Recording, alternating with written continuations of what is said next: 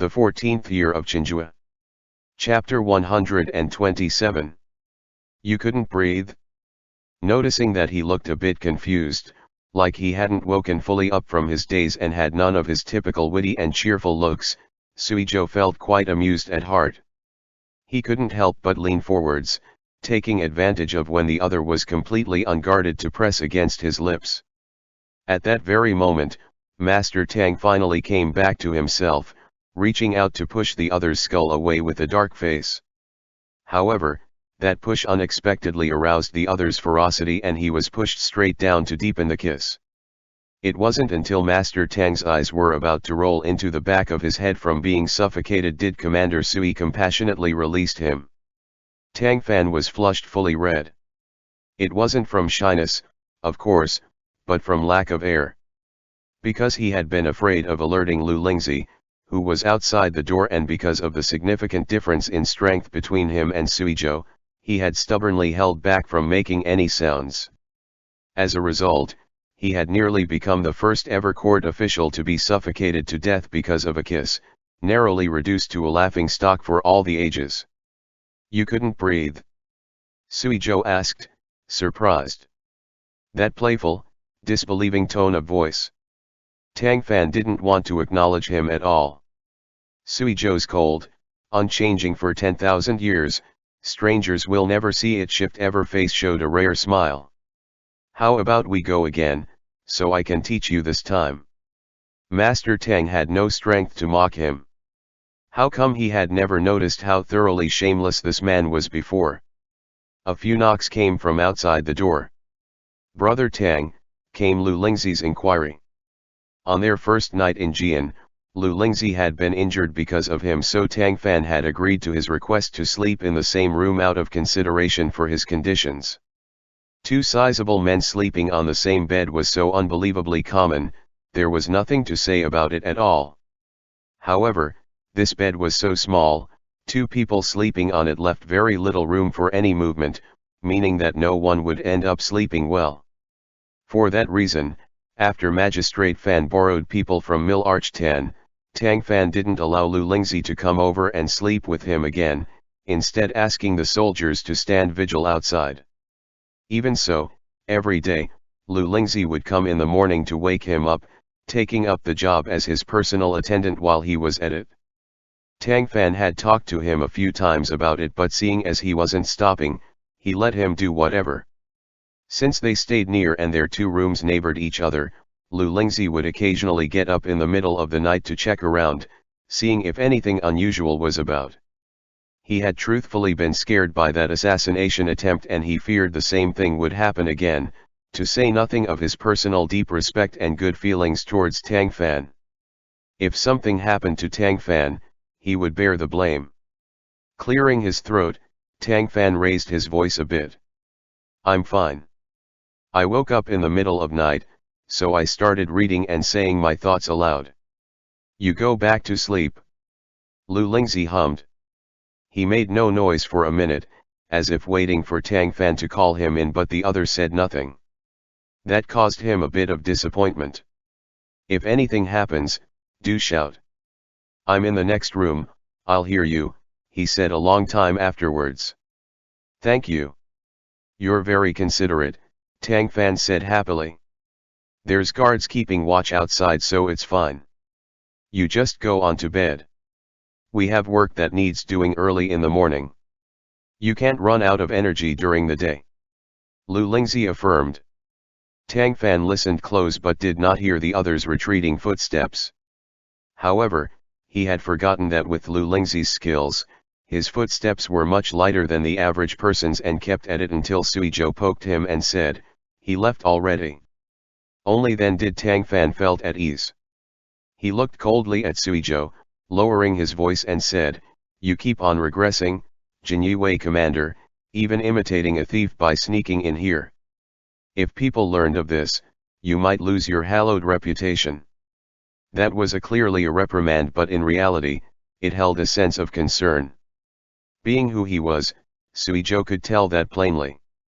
Feeling amused at heart, he didn't expose him and only said, I wanted to see you, so I came. No matter how Suizhou try, he couldn't compare up to Wang Zhi's sword, whose linguistic skills could curse someone out until their body was covered in wounds, nor was he like Lu Lingzi's sword, willing to have the cheek to act cute and play dumb until he was so wound around Tang Fan. The man had no way to deal with him. Such a huge sweet nothing coming from him really left Master Tang speechless. As for his emotions, only he himself knew them. Still, from his warming expression and softened tone, he had clearly been moved by those words. You know I'm not talking about that. With Suizhou's identity, he could always come and see him with confidence. Why had he elected to sneak in when no one was around in the middle of the night, or need to avoid the eyes and ears of the gate guards? That was no average amount of toil.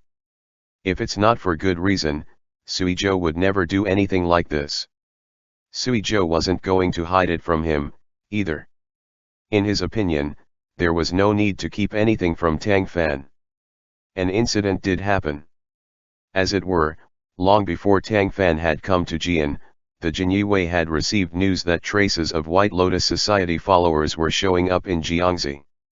Over these past years, the organization had constantly refused to dissipate, suddenly popping up in the capital, then suddenly giving the Tartars ideas.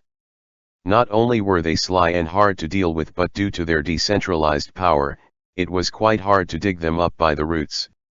For that reason, despite the Jinyue's far-reaching powers, the labor and resources it had spent contending with the White Lotus Society was immeasurable, to the point that even Suizhou had become a bit frustrated. Fortunately, their efforts were not in vain. With their persistent efforts, the White Lotus Society's former great numbers of followers had now been chased and beaten all over the place and could not be more subdued. Its branches had repeatedly been demolished, including the forces that had colluded with the Tartars. The only problem with that was that the few remaining White Lotus Society leaders was still at large and had slunk off to elsewhere, infrequently causing some headache for the court. If they could be caught all together, then they could be completely exterminated. Suizhou's group had toiled a few rounds in Jiangxi, and had finally destroyed the last White Lotus Society branch there. They had also caught its vicar, the third in command of the society, Zhonghao. In light of Zhonghao's testimony, Suizhou and the rest had learned that beneath the unrelenting pressure of the court, the White Lotus Society had already reached the desperate point of having nowhere else to go. Even the Tartars, due to worry over angering the Ming court and thinking the White Lotus Society to be too unreliable, had stopped cooperating with its followers and chased them entirely out of the passes. Those followers had been forced to wander, taking refuge with Zhonghao. He was quite an ambitious man. He had laid dormant in Nanchang for many years, kept low-key, quietly enduring things and rarely showing his face, but seeing Li Zilong having the focus over and over again had long made him unhappy with his third-in-command position, and he wanted the entire society in his pack. Thus, the first one he wanted to get rid of was the second-in-command that blocked his way in front, Li Zilong. Prior to the Jinyue learning about this information, the White Lotus Society had undergone a bout of large-scale infighting. At the end of it, Zhonghao, the snake in his home burrow, had taken a slight advantage. Li Zilong had been forced to leave the Nanchang Prefecture branch. Zhonghao had been wanting to kill him to have everything done with, but had been a step too late, letting the other run so fast that he ended up failing. A number of factors had combined. Due to that infighting, the White Lotus Society's remaining influence had once again diminished by over half of its number, which meant that Suizhou's group had experienced a lot of danger, yet had still been victorious. Had Zhonghao not fought against Li Zilong, there would be a discussion on whether Suizhou would be seeing Tang Fan right now. Following Zhonghao's capture, he had confessed on many things. In addition to the society's decline, he revealed a shocking bit of secret information. Even though Li Zilong was the second in command, the White Lotus Society had no first in command whatsoever. In other words, the rumored first in command was nothing more than a ruse to deceive all its followers for the purpose of fabricating an unseen, enigmatic, omnipotent figure. When the followers saw him using face-changing, arrays, and other such things, they would inevitably believe that the first in command above him was even more powerful, thereby building more confidence in the White Lotus Society's indestructibleness. That was real, shockingly massive lie. Not only had Suizhou's group been deceived, but even the White Lotus Society's own followers had been deceived. Owing to the matter's heavy importance, this information was only known to a scant few, and there was no way that those who knew would have ever unveiled the smallest word about it to the outside world and decreased the White Lotus Society's might. Had it not been for Zhonghao being unable to bear the Jinyue's variety of tortures and thus, was forced to confess this important information, Suizhou's group would have likely kept rushing to find this illusory first in command. Furthermore, after the infighting, Li Zilong had brought people with him to flee ahead of him, which is why he had escaped their ambush. However, that was tantamount to planting another hidden trap. The White Lotus Society was an organization that had persisted since the Song Dynasty, not because it was tightly organized or had a distinct methodology, but because it loved to oppose those in power. Regardless of whether the court was Han orthodoxy or did good or evil things, as long as someone held power, it would stir up troubles against them. For that reason, all successive dynasties had been disgusted by it. However, an objective like that was favored by those with other intents. For example, in the late Yuan and early Ming period, the heroes of the realm had raised their weapons in succession to fight against Yuan dynasty rulers, and the White Lotus Society had joined in on the fun. Then later followed Zhang Xishan in fighting against the great ancestor of the current dynasty, aided the Jianwen emperor in dealing with the Yongle emperor, and so forth. This was not due to it sympathizing with the weak and wanting to take from the strong, but due to it fearing a world not in chaos. Therefore, once the situation became suitable for its intent, it would be exploited by people like Li Zilong. If he couldn't be captured, more and more people would imitate him in the future. The unstable element of the White Lotus Society tirelessly causing the court trouble and wearing out Suizhou's group. Listening up to here, Tang Fan immediately thought of something related. Speaking of which, Huang Jinglong, the former Jian magistrate, abusing his prisoners, also had a connection to the White Lotus Society. Zhonghao said that Li Zilong was very cunning and had secretly developed his own power out of Nanchang a long time ago, behind his back. Supposedly, he secretly opened a mine, then colluded with Huang Jinglong to have him sell him prisoner. Li Zilong used those people to help him mine and make private funds. However, there are numerous mountain ranges in Jian, and Li Zilong did this very secretively, so Zhonghao has no idea where this mine was exactly. So that was the truth behind the prisoner abuse. Tang Fan saw the light. When he had first heard Suizhou explain that case, he had felt it strange.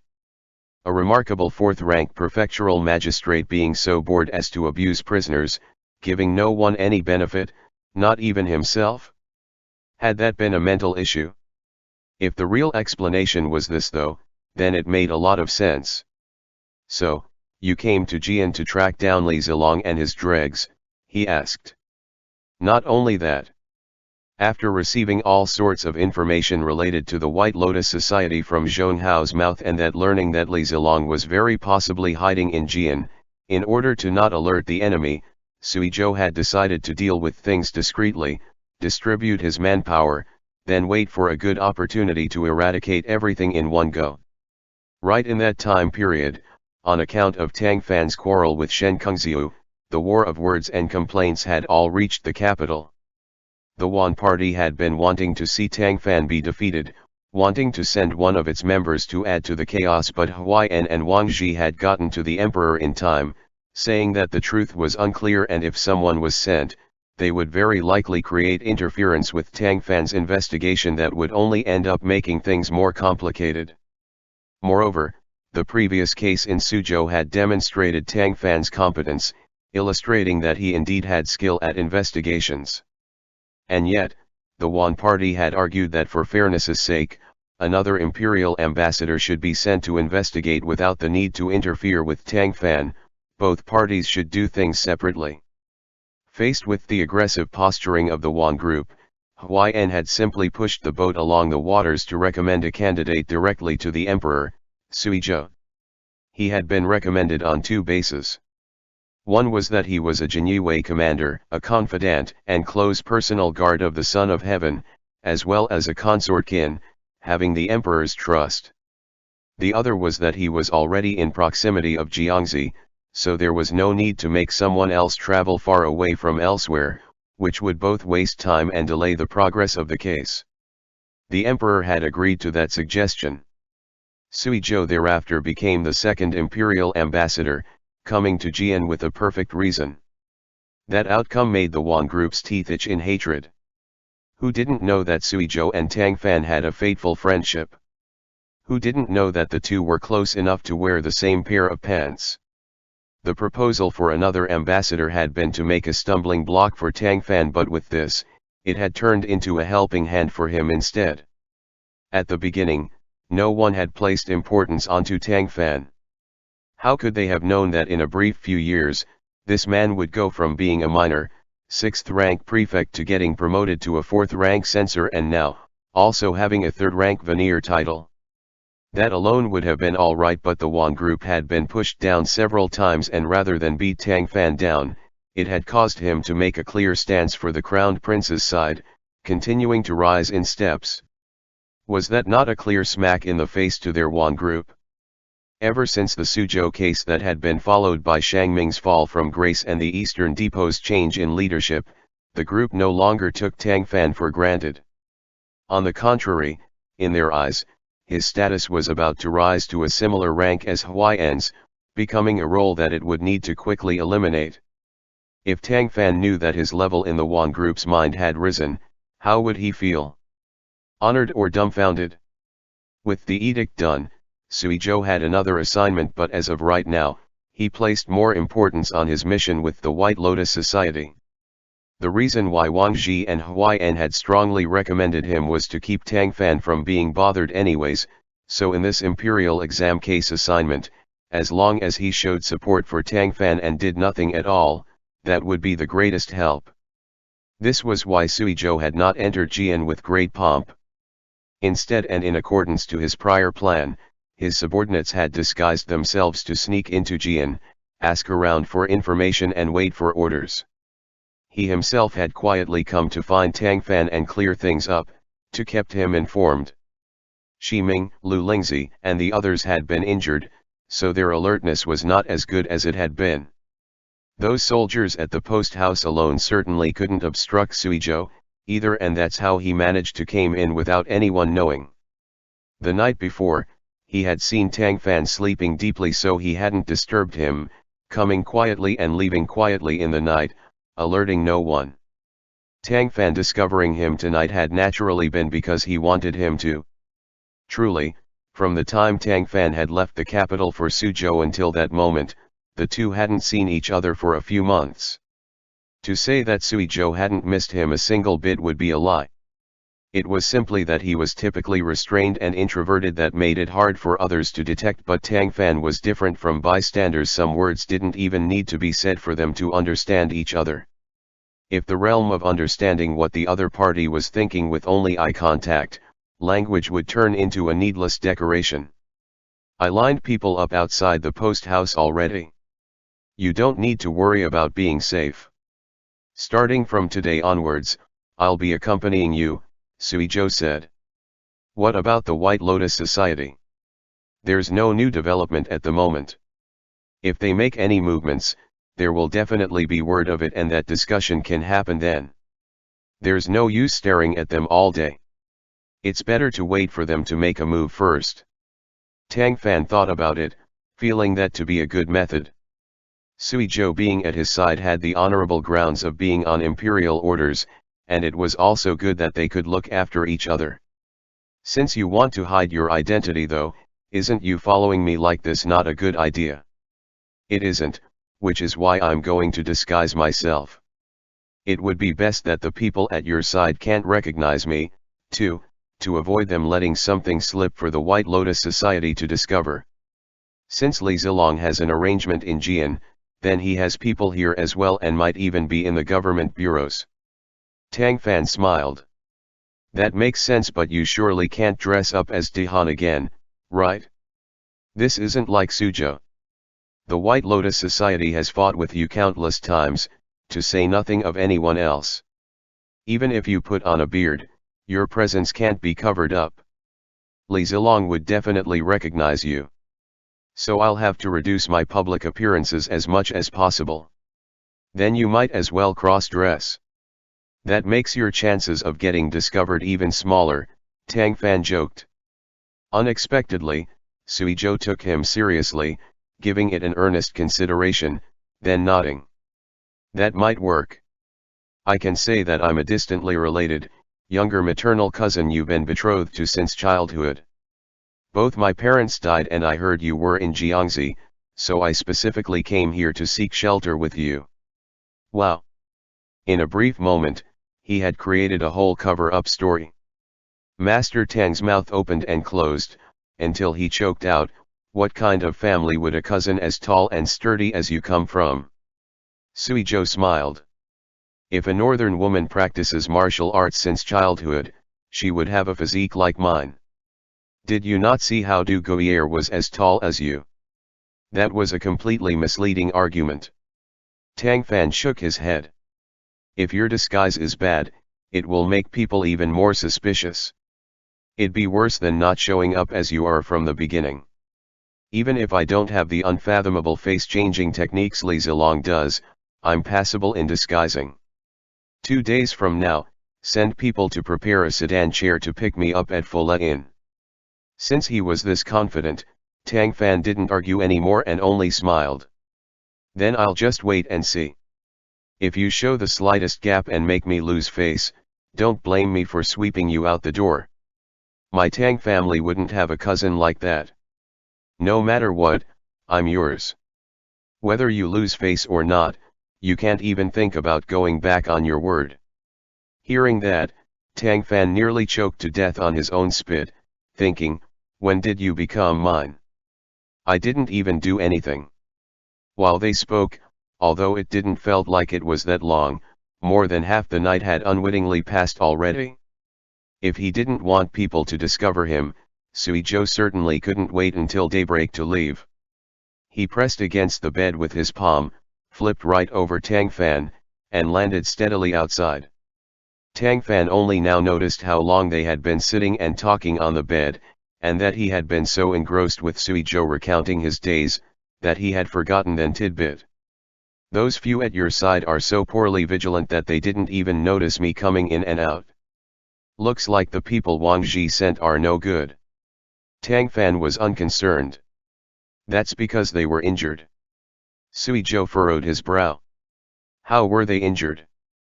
Tang Fan then realized that he had let something slip. Suizhou still didn't know about the assassination attempt. Faced with the other's gaze with his eyes like lightning, he couldn't cover it up anymore and explained what had happened that night. Listening to the end, Suizhou's brows knitted tighter. A good while after, he reached out and caressed Tang Fan's face. It's good that you're all right. Master Tang promptly felt half of his face grow a bit hot. Even if this hadn't occurred, Suizhou would feel that since he was already in Jian, he definitely needed to watch by Tang Fan's side to feel a bit of ease. Tang Fan saying this now had only made his determination all the stronger. From how it looks now, Jian is probably not going to be too peaceful. You should take extra care these days. Those outside the post house will follow after you when you go out, but they can't protect you up close. Wait 2 more days. I'll arrange things up then come find you. All right, I get it. When did you get so long-winded? My cousin should be off to get ready. You must be proper and not scare me like you just did. Suizhou gave him a deep look, turned and made to leave. Suddenly seeming to recall something, he turned his head around. Speaking of that. Who is Yuking, really? Why did he still remember that tribe? He said nothing but Suizhou guessed it. Is he the one that spoke outside the door? I saw him once, when he brought your message to Suzhou's Jinyue post. Is he one of Wang Ji's people? He's not. Huayan sent him to protect me. His skills are good, his character is acceptable and he is quite talented even if he was a little immature and in need of teaching. Suizhou hummed. Next time, I'll swap pointers with him to help you teach him. Don't do one thing in the name of another. Tang Fan had no martial arts knowledge, but even he knew that Suizhou's skills ought to be a grade higher than Lu Lingzi's. Seeing this, Suizhou comforted, "Don't worry. I won't break him." Him not saying that would have been better, as that just made Tang Fan felt even more uneasy. Before he could say anything, Suizhou had already left quietly, just like how he had come. Were it not for the window being open, he would think himself to have seen a ghost. On the other room, Lu Lingzi, who was sleeping the night away, inexplicably shuddered, and subconsciously bundled himself tighter in the blanket. The weather didn't seem to be that cold, did it? End chapter. The 14th year of Chenghua. Chapter 128. Just spit it out. Very early the next morning, Tang Fan went straight to the prefectural bureau and asked Magistrate Fan to invite Lin Fengyuan over. However, the one sent to pass the message on returned to Magistrate Fan, saying that Lin Fengyuan was feeling unwell and had sent someone to inform him that he was taking leave today to recuperate. Magistrate Fan scowled immediately. Go to the Lin residence and tell him that no matter how many illnesses he's suffering, he needs to get over here. Tang Fan placed a hand on him. Do you know where Magistrate Lin lives? I do, the other quickly answered. Since he won't come, I will meet him in there. Tell someone the address to have them bring us there. An Imperial ambassador giving him an order meant that he would need to do it even if he was busy. Magistrate Fan quickly agreed but didn't ask someone else to do it, leading Tang Fan over himself. He, too, felt that Lin Fengyuan knew nothing of right and wrong. Your son died, and in spite of your heartbreak, when Censor Tang came to find out the truth behind it, you not only don't work hard to cooperate with him, but fake illness in order to not get up? What's the meaning of that? Once they were at the Lin residence, Magistrate Fan discovered that Lin Fengyuan wasn't faking sickness, he was actually sick. Although he didn't see Lin Fengyuan every single day, he was still his immediate superior required for official business and saw him once every 3 days at a minimum. Following Lin Zhen's death, Lin Fengyuan had become haggard, his face overcast all day long. Such was typical human nature. However, the one that greeted them now was not only haggard but practically a different person. Lin Fengyuan's hair has mostly turned to silver strands that had not been prominent before, his face was thin and pale, and there were dark bags under his eyes. It looked like he had aged 10 years. Tang Fan had never seen him before, so he wasn't that shocked, but Magistrate Fan and Lu Lingzi both jumped in fright. When I went to meet with him last time, he didn't look this old, Lu Lingzi leaned in and whispered to Tang Fan. Lin Fengyuan stepped forward and bowed. This humble official is Lin Fengyuan. Greetings to you, Mr. Ambassador, Mr. Magistrate. Tang Fan helped him up. No need for politeness, Magistrate Lin. Your complexion isn't so good. Have you called a doctor over to look at it? Thank you for your concern, sir. This humble official merely caught wind chill, it's no big issue. He didn't look to have wind chill, but rather, he seemed to have spent the whole night overthinking.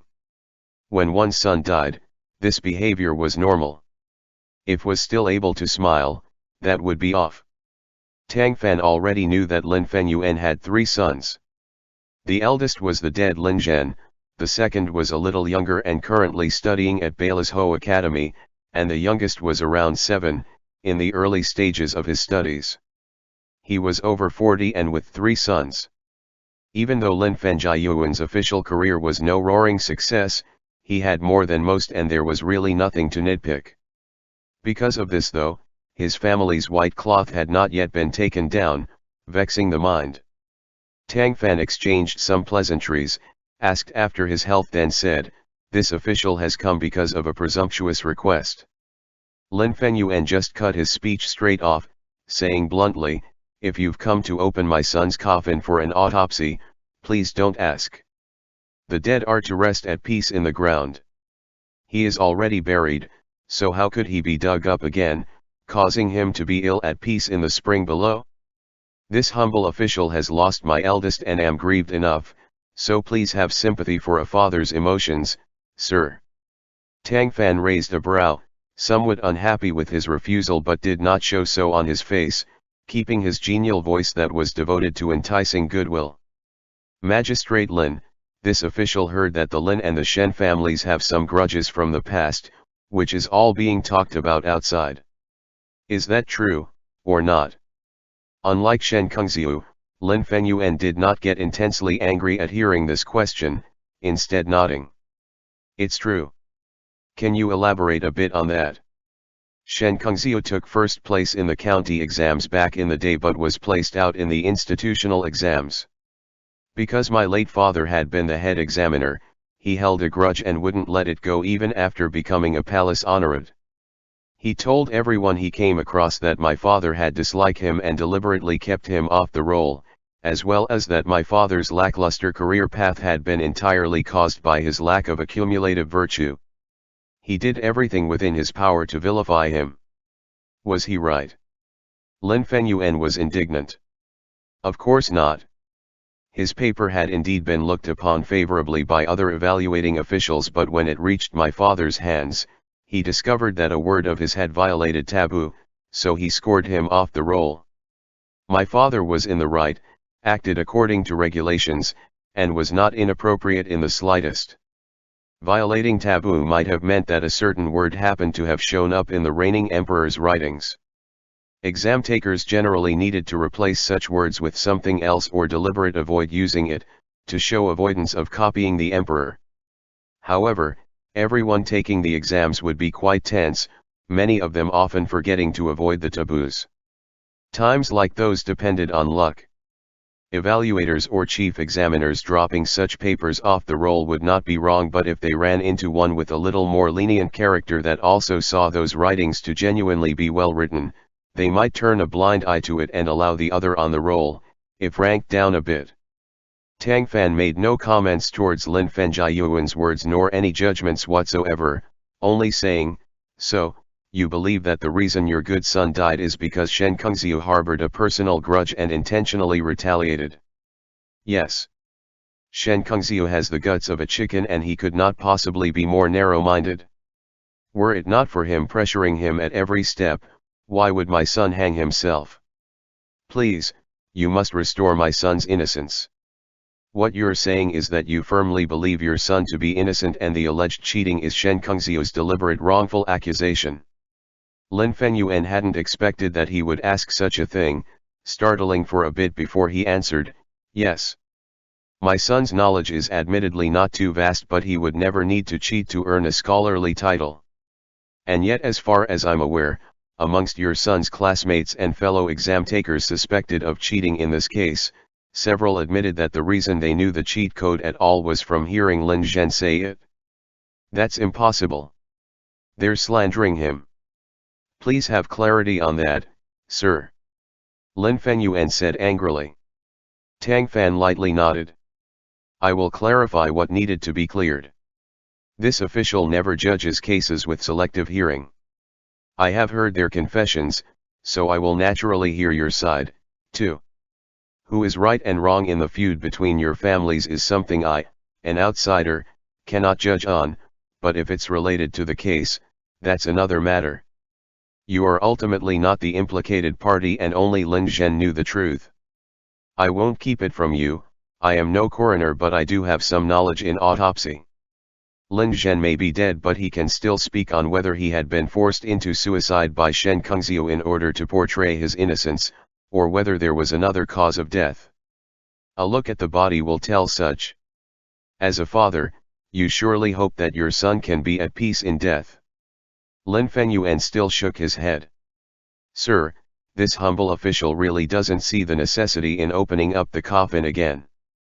The day before my son was sent here, the government's coroner already made an autopsy and confirmed without a doubt that he had hung himself. Why do you not investigate Shen Kengxiu but insist upon making things difficult for my son? His words were particularly discourteous.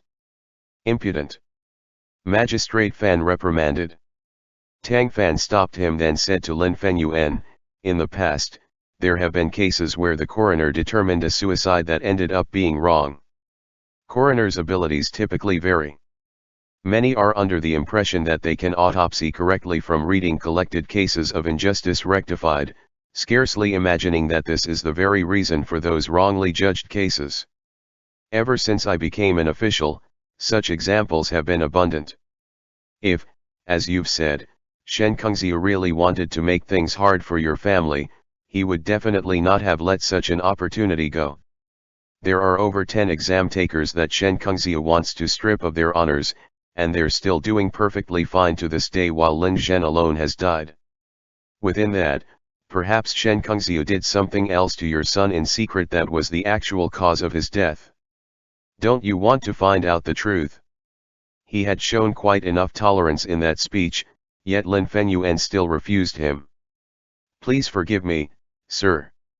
What if I insist upon opening the coffin? Lin Fengyuan hesitated for a short moment.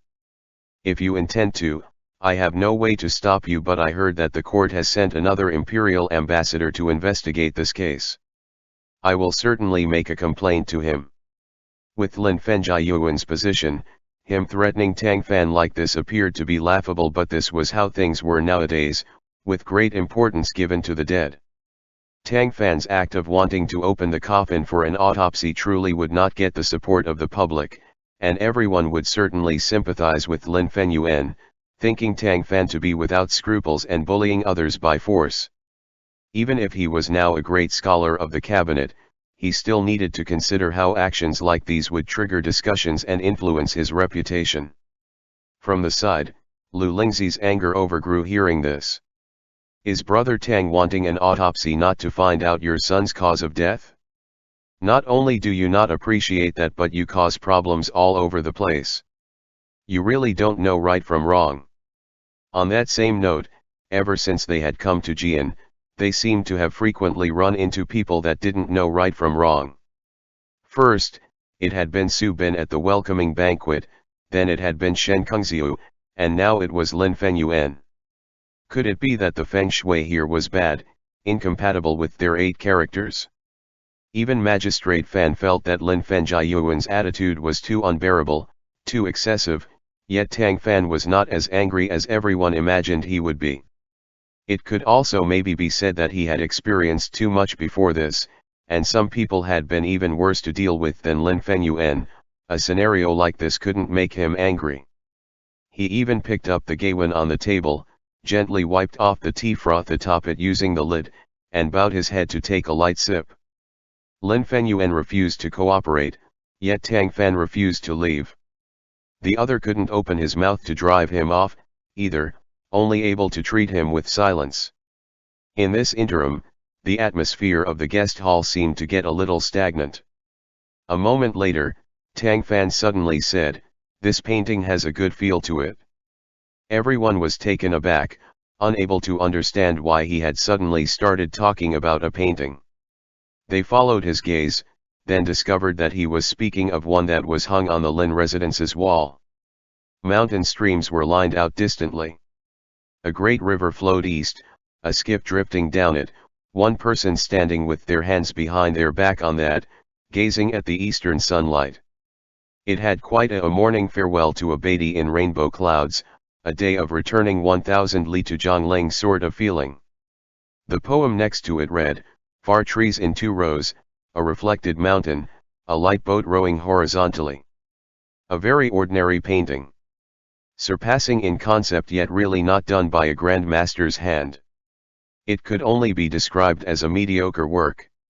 The painting was average, and so was the poem. "That painting is a recent work of mine," Lin Fengyuan said. "It's just enough for me to appreciate, myself, and would never be mounted in an elegant hall, much less deserve your praise, sir." Tang Fan had only casually praised it, and laughed upon hearing that. "Since Magistrate Lin is unwilling to open the coffin, that's that. Farewell." He stood.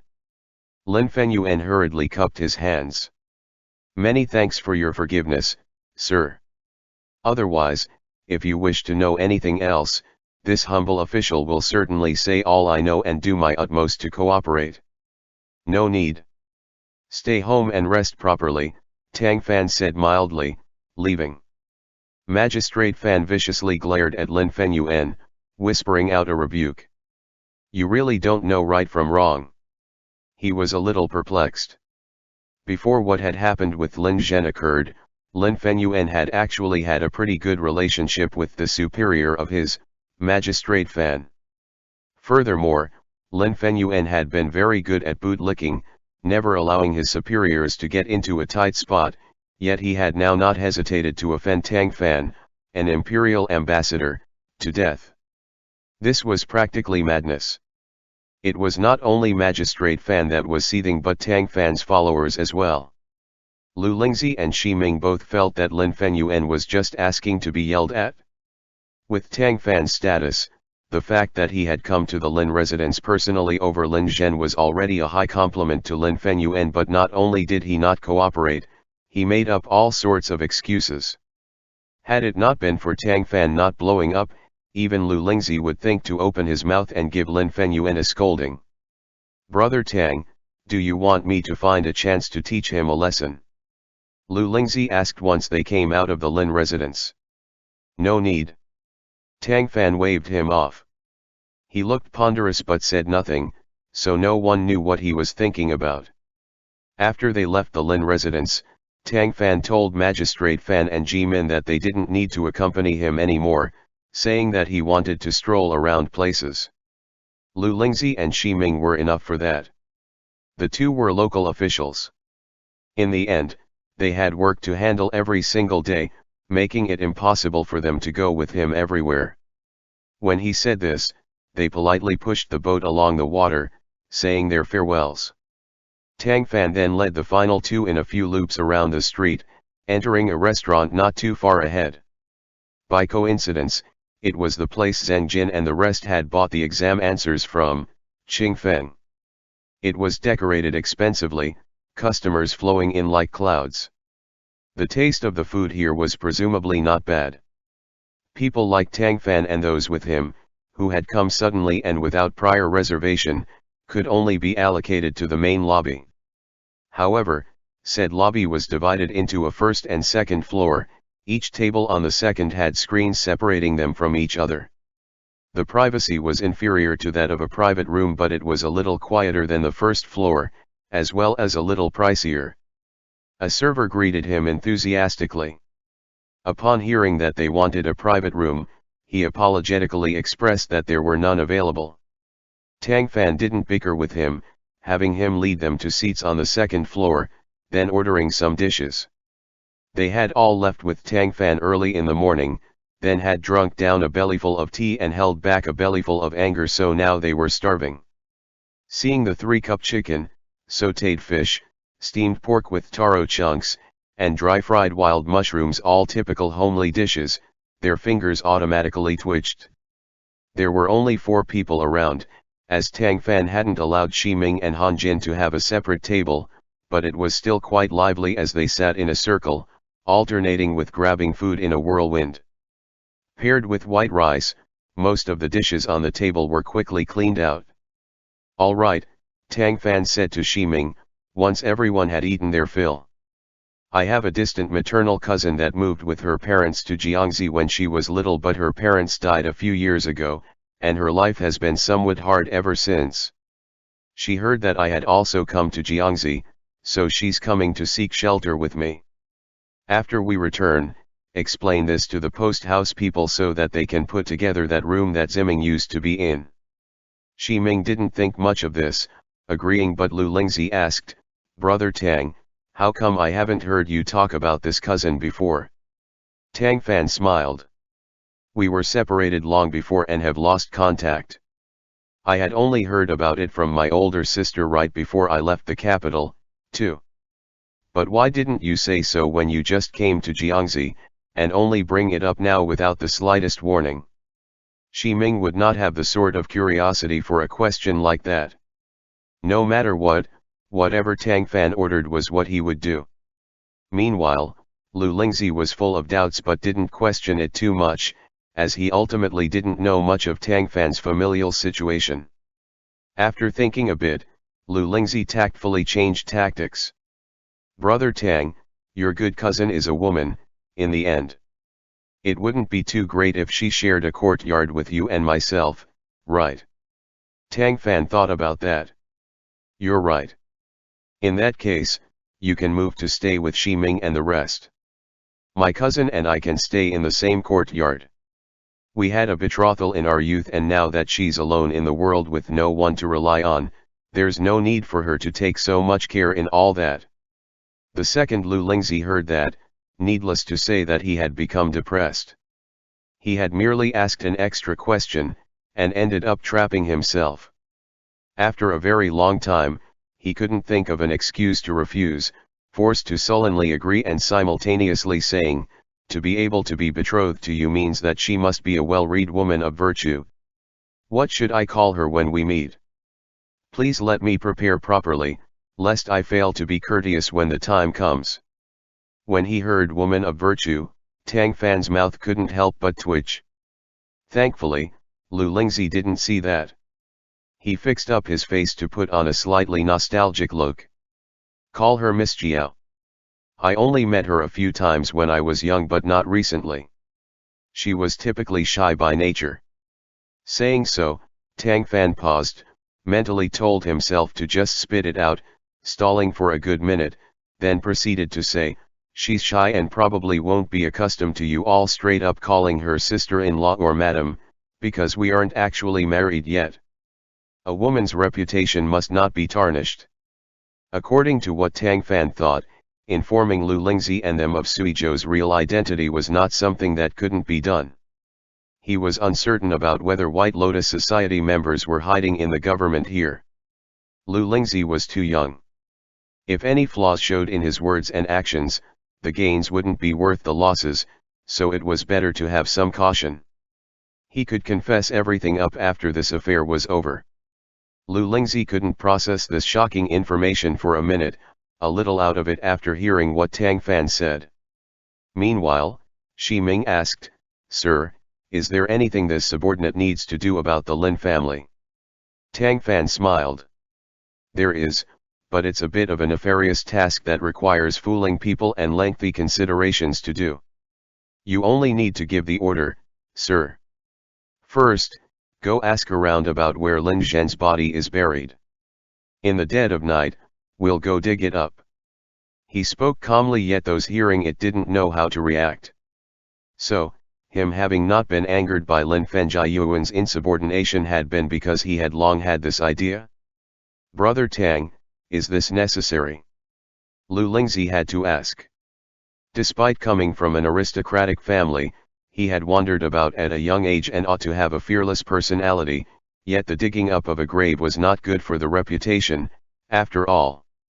Tang Fan might be an Imperial ambassador, but if they were discovered and this became known, people would definitely hold it against him.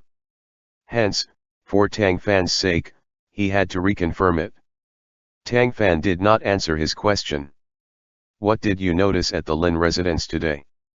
Knowing that he was intentionally being thorough, Lu Lingzi gave this an earnest consideration. Lin Fenjiayuan's actions were a bit odd. Odd how? Someone like him, whose son is dead and who has an old grudge with Shen Kengxiu, would hope more than anyone else that Shen Kengxiu would end up unlucky. Therefore, logically, he shouldn't have refused your request to open the coffin, yet he acted way too stubbornly. It seems too unreasonable. Also, Magistrate Fan said that before Lin Zhen's death, Lin Fenyuan wasn't like this. What else? Sensing Tang Fan's approval, Lu Lingzi had to keep racking his brains. Maybe something was fishy about Lin Zhen's death? Or, his death might have had nothing to Shen Kengxiu, but Lin Fenyuan was afraid that we would discover this, which is why he firmly refused to let us do an autopsy. That's very likely. Greatly encouraged, Lu Lingzi continued to spread out his imagination. The only thing that could make him this worried and scared is his own guilt. Is it that he killed his own son and feared being found out? Tang Fan shook his head with a laugh. The boy was trying too hard. Do you remember the painting on the wall? Yes. It didn't look like anything special, though. When I was speaking with him, he would glance out the corner of his eye from time to time. At the start, I wasn't clear on why, but later, I felt he must be looking at the painting, hence why I casually asked. I found something suspicious in result. He said that the painting was a new one. Think about it, would a man with a dead son, looking so haggard, be of the mind to paint? Lu Lingzi let out an ah. He really hadn't thought about it from that aspect. Paintings are based on visions. Poems, the voice of the heart. Even if he had wanted to paint what he felt, they would have expressed sorrowful and melancholic feelings. Why would he have painted something as optimistic and bold as that one? You're saying that there's something off about Lin Fengyuan. Not only is he off, but there's something terribly wrong with him. Tang Fan answered assuredly. And not only did he have issues, but even Shen Kengxiu had them. Lu Lingzi was confused. You're saying that Shen Kengxiu used public affairs for private revenge? Tang Fan shook his head but did not continue on with that. Come, all of you. Let's see if we can't find something off with Lin Zhen, first. Every time he heard Tang Fan analyze a case, Lu Lingzi felt a sort of powerlessness, like he was so far off and insufficient. All he could do was make work himself a little harder and be a little more meticulous in the hopes that he could match Tang Fan's pace, but if the other was unwilling to explain things, he would never be able to guess. That realization made him a bit frustrated. Seeming to see his thoughts, Tang Fan pat him on the shoulder. Yuking, I might not have done any better than you at your age. Food always needs to be eaten in bites. There's no need to be antsy. Lu Lingzi was having different thoughts, though. Hearing Tang Fan speak to him with the tone of an elder consoling a junior, the disappointed sensation in his heart became heavier and he had to protest. Brother Tang, I'm not that much younger than you. I've helped you with a lot. Yes, of course you've been a big help. All of this has been thanks to you, Shi Ming, Han Jin, and the rest. Oh. He was in the same position as Shi Ming's group. End chapter.